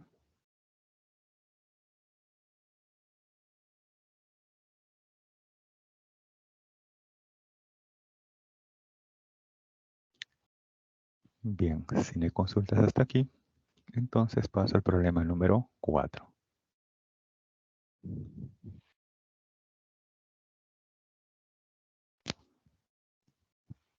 Bien, problema 4. Nos dice, dos esferas homogéneas e idénticas, cada uno de peso W, descansan en el fondo de un recipiente rectangular como muestra la figura. La línea que une los centros de las esferas forma un ángulo θ con la horizontal. Pregunta, determine la magnitud de la fuerza de contacto entre las esferas. Además nos dice que se va a despreciar la fricción. Bien, aquí tenemos que graficar las fuerzas que actúan tanto en la esfera 1 como en la esfera 2. Estas esferas tienen un peso y el peso siempre se grafica verticalmente hacia abajo y además pasando por su centro de gravedad. En este caso, como las esferas son homogéneas, entonces su centro de gravedad y su centro geométrico coinciden. Ahí tenemos los pesos. Ahora, en la esfera número 1 se observa que está en contacto con una superficie vertical o una pared. Entonces, esa superficie le ejerce una fuerza normal, que a su vez debe ser perpendicular a la superficie. En la esfera número 2 también ocurre lo mismo, está en contacto con una superficie vertical o una pared. Y entonces esa superficie le debe ejercer una normal, en este caso N2. Además, la esfera número 2 está en contacto con una superficie horizontal, un piso, un suelo. Entonces esa superficie le va a ejercer también una fuerza normal, en este caso N asterisco. Y finalmente voy a graficar aquí las fuerzas de contacto. la fuerza que ejerce la esfera número 1 a la número 2 y de igual manera la que ejerce la esfera 2 a la esfera 1. Por ejemplo, aquí de color marrón tenemos la fuerza de contacto R que ejerce la esfera 2 hacia la esfera 1. Esa podría ser la fuerza de acción. La fuerza de reacción sería la fuerza que ejerce la esfera 1 hacia la esfera 2, que sería esta fuerza R de color amarillo. Hasta aquí hemos graficado las fuerzas que actúan en cada esfera. Hasta aquí hemos graficado el diagrama de cuerpo libre, tanto para 1 como para 2. Ahora, ¿en qué esfera me conviene analizar para determinar con esta información la magnitud de la fuerza de contacto? O sea, tengo que dar como respuesta el valor de R o la expresión de R. Veamos. Voy a encerrar de color celeste a aquellas fuerzas que están actuando en la esfera número 2. Tenemos ahí la normal N2. Tenemos al peso mismo de la esfera 2. Tengo también esta normal N asterisco. Y además esta fuerza R de color amarillo, que es la que ejerce la esfera 1 hacia la esfera 2. ¿Correcto? Y voy a encerrar de color lila a las fuerzas que actúan en la esfera número 1. ¿Qué fuerzas tenemos en ella? Actuando la normal N1, su propio peso, y además esta fuerza R, de color marrón, que es la que ejerce la esfera 2 hacia la esfera 1. Ahí observen, ¿en qué esfera actúan una menor cantidad de fuerzas? ¿En qué esfera actúa una menor cantidad de fuerzas? ¿En la esfera 1 o en la esfera 2?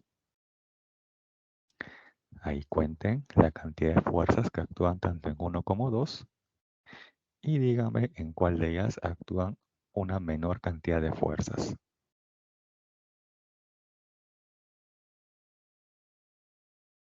Así es, muy bien, en la esfera 1, perfecto.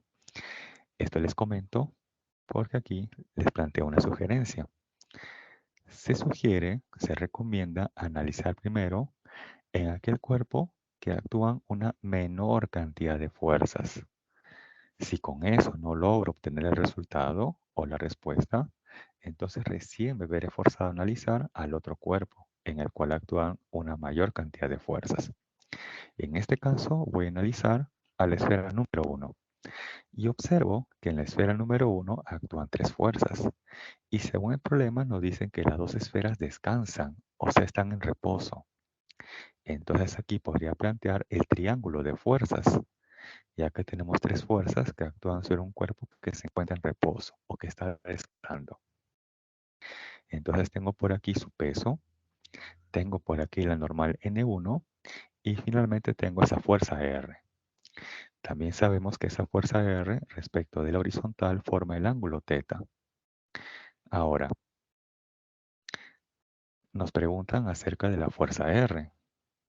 Y tengo como dato, el peso o la normal N1. Quiero conocer el valor de R, de la fuerza de contacto. Ahora, tengo como expresión, como dato, el peso o la normal N1. O me explico de otra manera. Si ustedes observan sus respuestas, esas respuestas están en función del peso o en función de la normal N1. Observen sus respuestas. Les doy unos segundos para que observen ahí. En el problema número 2, ¿cómo están expresadas sus respuestas? ¿En función del peso o en función de N1? Claro, en función del peso. Muy bien. Perfecto, en función del peso. Entonces tengo que relacionar aquí el peso con esa fuerza R. O sea, esta hipotenusa con este cateto opuesto al ángulo θ. ¿Eso cómo se relaciona? Por ejemplo, con la función seno. Ahí se podría plantear que el seno de ese ángulo θ es igual a ¿quién? Cateto opuesto entre la hipotenusa, o sea, el peso entre R. De ahí despejando, tenemos que esa fuerza R, esa fuerza de contacto, tiene una magnitud igual al peso entre el seno de teta. Esa sería una respuesta. Acá les voy a mostrar otra posible respuesta equivalente a ella.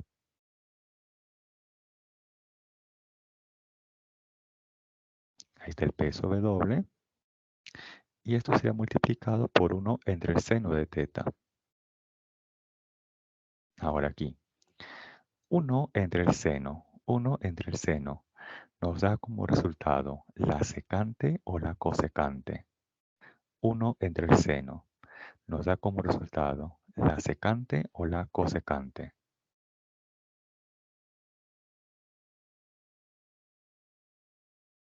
Así es, la cosecante. Entonces, otra forma de expresar esa respuesta sería el peso. ¿Por quién? Por la cosecante de teta. Esa también sería una respuesta válida. En este caso, en su boletín está expresado como el peso W entre el seno de teta, pero también podría ser expresado con el peso W por la cosecante de teta. Ahí tomen la captura con esas dos respuestas equivalentes. Entonces, moraleja, primero se grafican las fuerzas que actúan en cada cuerpo, en este caso en las esferas 1 y 2.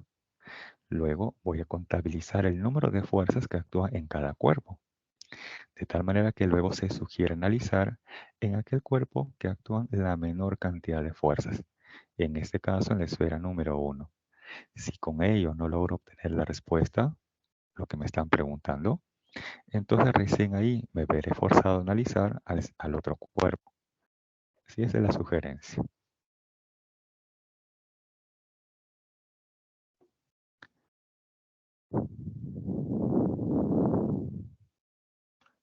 Bien, unos segundos más y pasamos luego.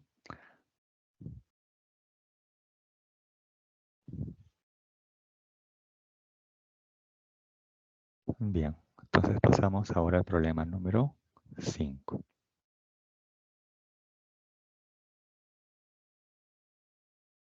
Nos dice, para romper una nuez se requieren fuerzas de 45 newtons ejercidas sobre ella, ojo, sobre la nuez. Dicen ambos lados, determine la magnitud de la fuerza F que se requeriría para romper una nuez cuando es colocada en un cascanueces, como muestra la figura. Bien, ahí tenemos esa fuerza F que se debe aplicar de tal manera que en la nuez se ejerza una fuerza de 45 newtons. Esto quiere decir entonces que la fuerza R, esta fuerza R, debe ser de 45 newtons, ya que con esa fuerza que está actuando en esa nuez, pues recién se podría romper la nuez. Pero para obtener esa fuerza de 45 newtons actuando estrictamente en la nuez, debemos aplicar aquí una fuerza F, esta de color rojo. Y esa es justamente la que nos están preguntando. Para este problema voy a aplicar torques o momentos de fuerza respecto de ese punto de giro. Y voy a considerar únicamente esta parte que voy a encerrar de color verde. Para este análisis voy a considerar solamente esta parte que estoy encerrando de color verde. Ahí nada más. Entonces ahí tenemos el punto de giro y tenemos dos fuerzas. Esta fuerza R de 45 newtons, que es con la que se puede romper la nuez, y la fuerza F aplicada al extremo de ese cascanueces. Bien, si aquí tenemos el punto de giro, entonces, ¿cuál de las dos fuerzas, F o R, realizaría un giro horario respecto a este punto de giro? De esas fuerzas que estoy encerrando en color verde, ¿cuál de ellas realizaría un giro horario? ¿La fuerza F o la fuerza R?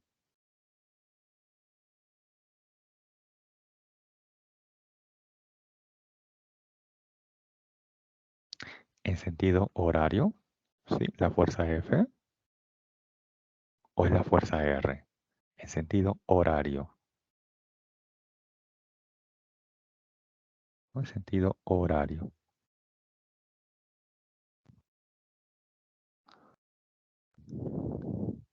Claro, R. Muy bien.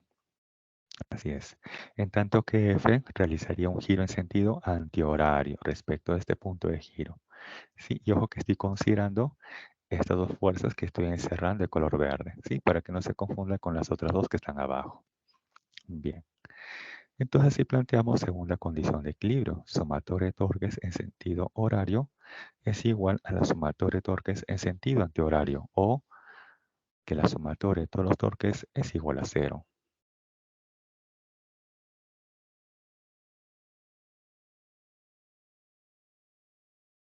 Listo. Entonces, en sentido horario lo hace la fuerza R. Ahí está la fuerza R por la distancia. Esta distancia, en este caso R2, es igual a 3 centímetros. Este aquí corresponde a R2. ¿Eso va a ser igual a quién? A la sumatoria de torques en sentido antihorario. En este caso la fuerza F por su distancia. En este caso 15 centímetros, que está expresado aquí como R1. Despejamos y tenemos la expresión de esa fuerza F. Y ahí finalmente vamos a reemplazar los valores, donde R es igual a 45 newtons, R1 es igual a 15 centímetros y R2 es igual a 3 centímetros. Entonces reemplazando acá tendríamos 3 sobre 15 por 45. Quinceava 1, quinceava 3 y 3 por 3, 9 newton. Esa sería entonces la fuerza F en magnitud aplicada para que se pueda romper esta nuez. Este modelo de pregunta, ojo, ya ha venido anteriormente en los exámenes. En lugar de la nuez pueden colocar un limón, una naranja o algo que se quiera romper o algo que se quiera exprimir. Bien, hasta ahí pueden tomar la captura, teniendo en cuenta que un problema parecido a este ya se ha dado anteriormente en los exámenes. En lugar de la nuez se puede colocar un limón, una naranja o algo que se quiera romper.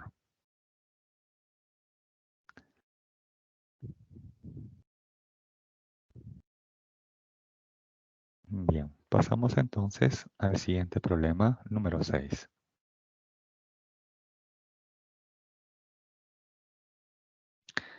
Nos dice, un bloque de masa 3 kilogramos, ubicado sobre una rampa, está atado a una cuerda horizontal con una barra homogénea, como muestra la figura. Determine la masa máxima de la barra para que se encuentre en equilibrio. Si además el coeficiente de fricción entre el bloque y la superficie AB es de 0,4. Bien, vamos primero a analizar el bloque. Este bloque tiene masa y por lo tanto un peso. El peso lo grafico verticalmente hacia abajo.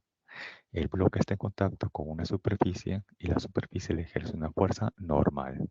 Ahí lo tenemos. Luego, tenemos aquí una cuerda. Esa cuerda debe ejercer una tensión.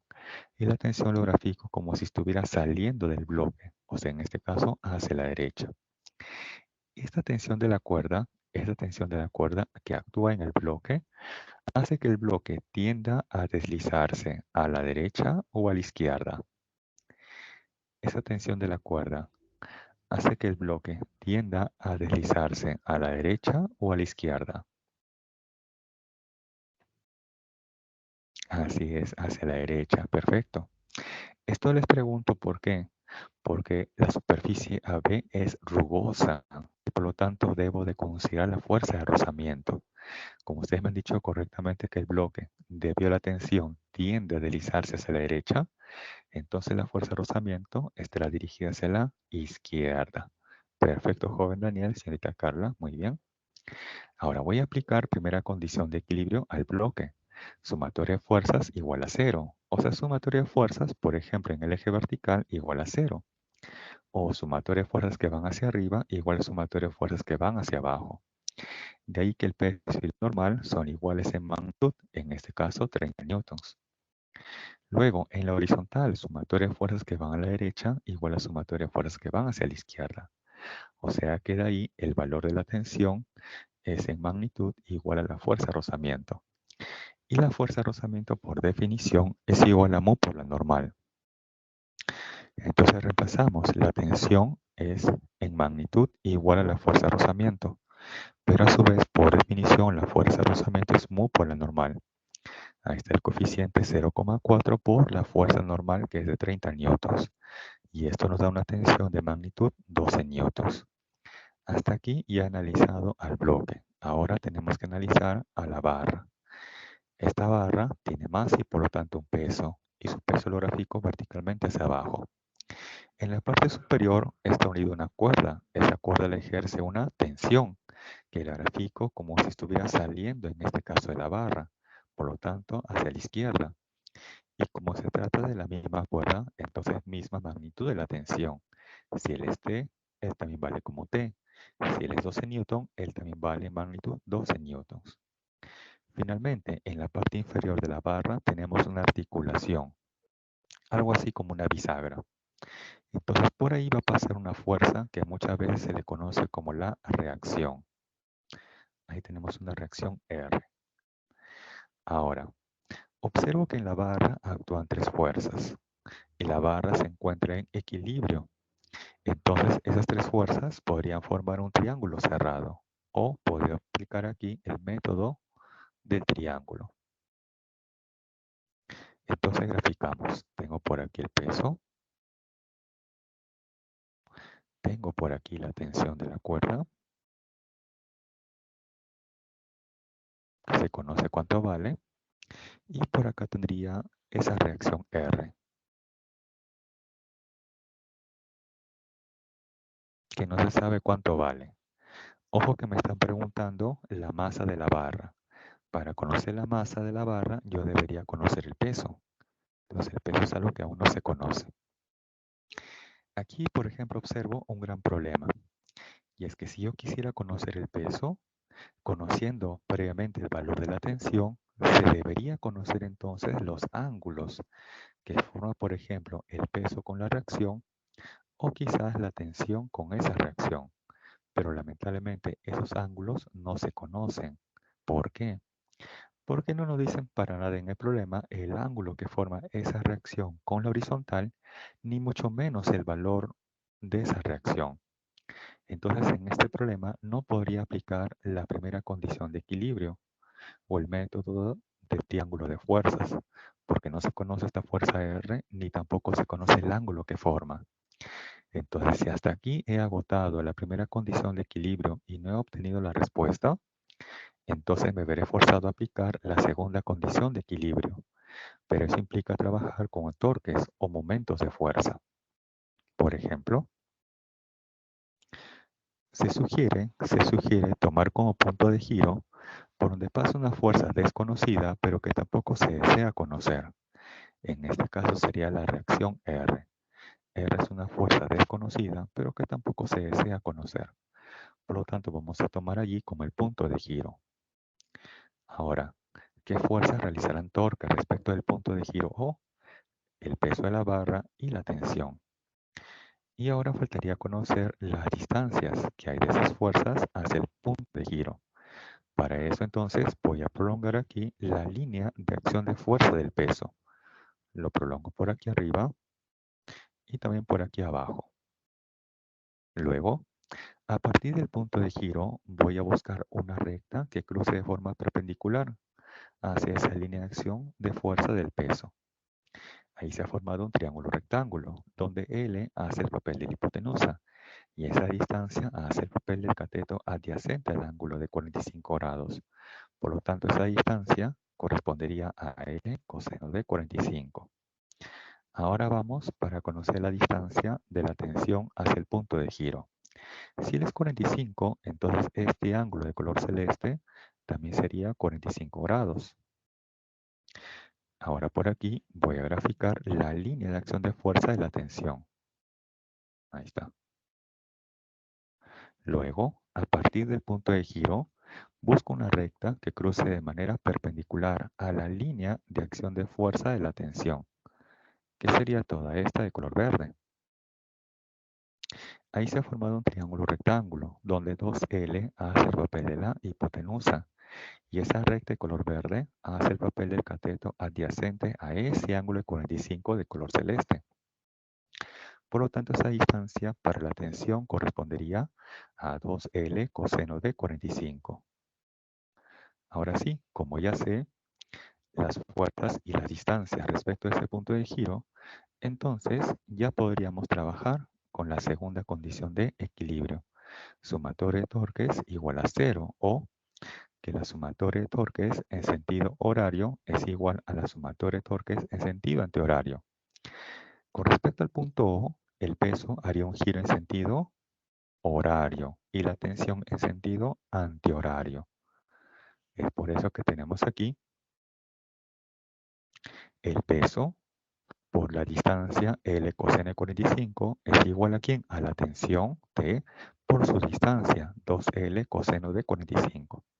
Se cancela L con L, también el coseno de 45, y luego vamos a reemplazar los valores.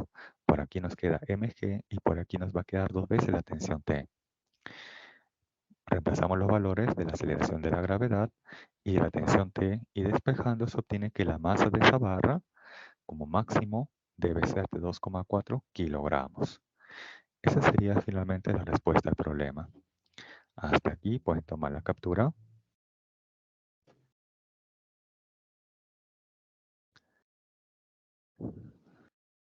Entonces, en este problema se ha aplicado la primera condición de equilibrio al bloque y luego la segunda condición de equilibrio a la barra.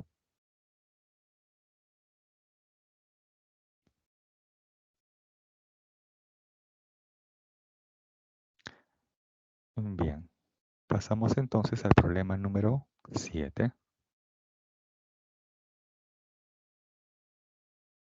Nos dice,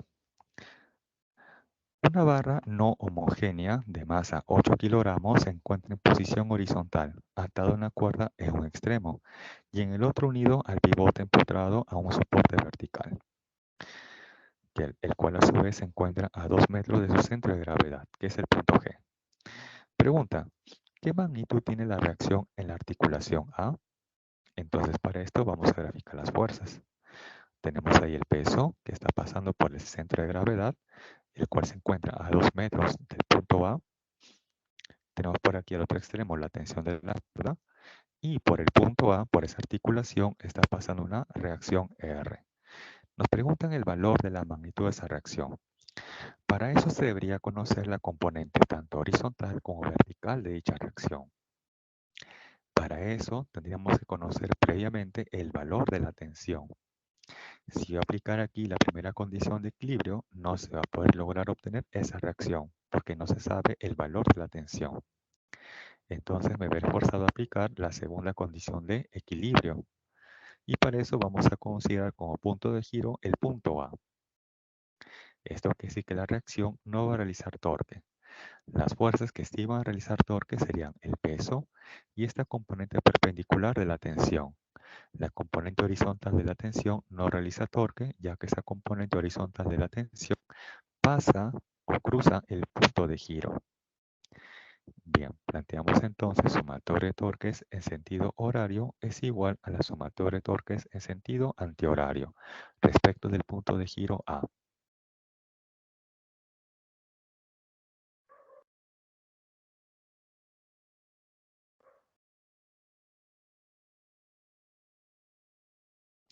En sentido horario lo realiza ¿quién? El peso, y en sentido antihorario la componente vertical de la tensión. Por eso que tenemos aquí el peso, la fuerza por la distancia, 2 metros. ¿Es igual a quién? A esta componente de la tensión de seno de 53 por la distancia. Y la distancia que hay de esa componente hacia el punto de giro A vale 10 metros. De ahí despejando y reemplazando los valores de la masa y de la aceleración de la gravedad de magnitud y también del seno de 53, se obtiene que la magnitud de la tensión es igual a 20 newtons. Ahora ya sé el valor de la tensión y con ello ya podré conocer la magnitud de la reacción R. Para eso vamos a descomponer esa reacción R en una componente horizontal y vertical. Y luego planteamos primera condición de equilibrio en el eje horizontal. Sumatoria de fuerzas que van a la derecha igual sumatoria de fuerzas que van hacia la izquierda. O sea que esa componente horizontal de la reacción debe ser igual a ¿quién? A T coseno de 53. De ahí que despejando la magnitud de la tensión y el coseno de 53, entonces es componente horizontal de la reacción, vale 12 newtons. Ahora en el eje vertical, sumatoria de fuerzas que van hacia arriba igual sumatoria de fuerzas que van hacia abajo. ¿Qué fuerzas van hacia arriba? Esta componente vertical de la reacción y esta componente de la tensión. ¿Y qué fuerzas van hacia abajo? El peso de esa barra. Ahí reemplazando los valores de la tensión, el seno de 53, la masa y la aceleración de la gravedad, se obtiene que la reacción en la vertical tiene una magnitud de 64 newtons. Con esto ya podré conocer finalmente la magnitud de la reacción, como la raíz cuadrada de su componente horizontal al cuadrado más su componente vertical al cuadrado. Allí reemplazando, se obtiene finalmente que la magnitud de esa reacción es de aproximadamente 65,12 newton. Esa sería entonces la respuesta al problema número 7.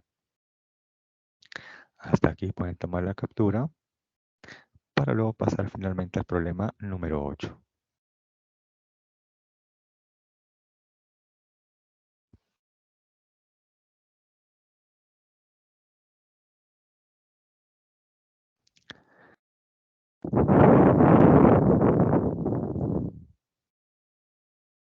Bien, pasamos entonces finalmente al problema número 8 y último de clase, donde también les dejo las claves de los ejercicios de casa y nos dice: sobre una barra homogénea de longitud 3 metros y peso 200 newtons, se coloca un bloque de peso 300 newtons, como se muestra en la figura.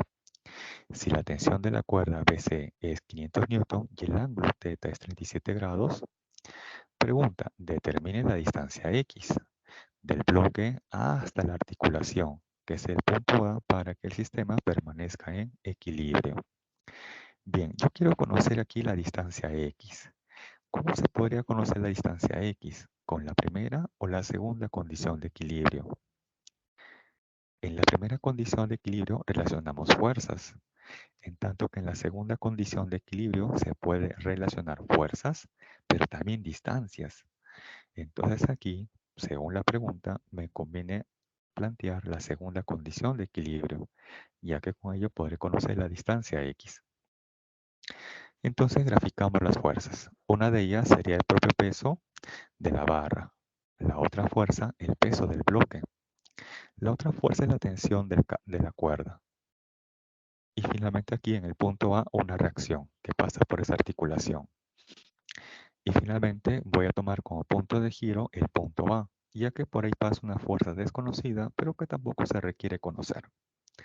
Entonces, planteamos ahí, sumatoria de torques igual a 0, o que la sumatoria de torques en sentido horario es igual a la sumatoria de torques en sentido antihorario.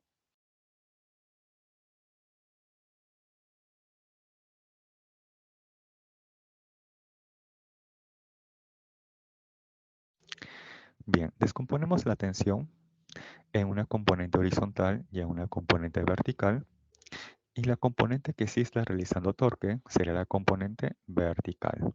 La componente horizontal no realiza torque, ya que esa componente se observa que su línea de acción de fuerza pasaría por el punto de giro A. Ahora, los pesos, tanto del bloque como de la barra, realizarían un giro en sentido horario y esa tensión vertical un giro en sentido antihorario. Por eso tenemos ahí finalmente el peso W1, ahí está la fuerza por la distancia X, más el peso W2 por la distancia que es L medios, ya que la barra es homogénea, por lo tanto ese peso estará pasando por su centro geométrico, o sea una distancia L medios de cada extremo. Eso va a ser igual a ¿quién? A esta componente de la tensión por la distancia, en este caso la longitud de la barra. Ahí reemplazamos los valores de los pesos y la distancia L que vale 3 metros, y además que el seno de θ sería 37 grados, seno 37 3 quintos, y despejando se va a obtener finalmente que esa distancia X es igual a 2 metros. Esa sería finalmente la respuesta al problema. Entonces aquí se ha aplicado la segunda condición de equilibrio, ya que con ello puedo relacionar la fuerza con la distancia X que nos están preguntando. Hasta aquí pueden tomar la captura. Y eso sería entonces todo por hoy de mi parte, jóvenes. Hasta aquí verifiquen si les faltara alguna diapositiva, ya sea de la teoría o de los problemas. ¿Sí? Hasta verifiquen también si les falta alguna diapositiva. ¿Sí? Me lo hacen saber con total confianza para pasar a aquella diapositiva que posiblemente les haga falta.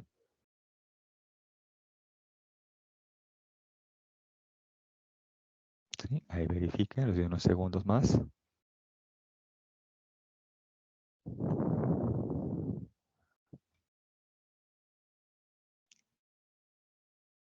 La 7, problema 7. Ok, problema 7, entonces voy a salir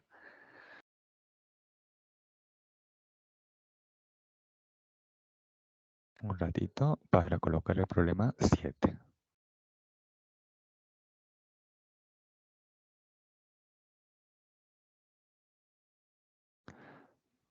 Bien, ahí tendríamos el problema 7. Ahí para que le puedan tomar la captura. Sí, alguna diapositiva por ahí también.